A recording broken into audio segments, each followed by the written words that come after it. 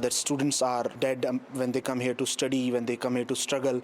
It's very, very sad. Student and religious communities in Surrey are sounding the alarm. More and more Punjabi students are dying from drug overdoses. Many of them are young international students under the age of 30 who leave their families in India to start new lives in BC.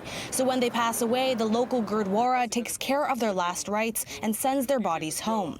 In an interview with Omni News, the president of a Surrey Gurdwara says he sent 6 bodies home to their families in the past 2 months. One body actually, when we sent to India, its cost is $8,000 to $9,000.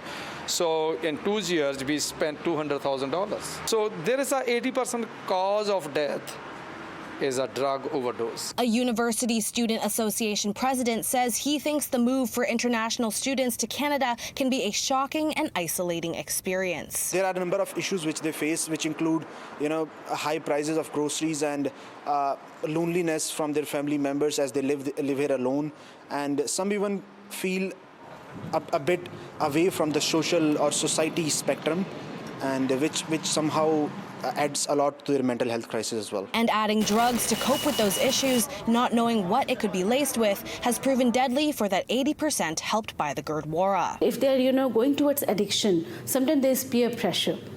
Sometimes they want to belong to a community, belong to a group, and they go under that peer pressure. That needed to be addressed. Dadral encourages international students struggling in BC to reach out to mental health supports.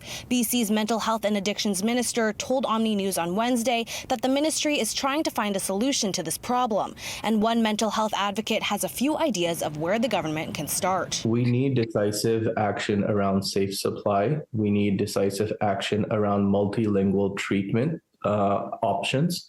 We need decisive action around supporting students prior to their immigration to Canada so that consultants do not exploit them, but also support them and guide them on how to settle in Canada. In Vancouver, Sarah Chu, City News.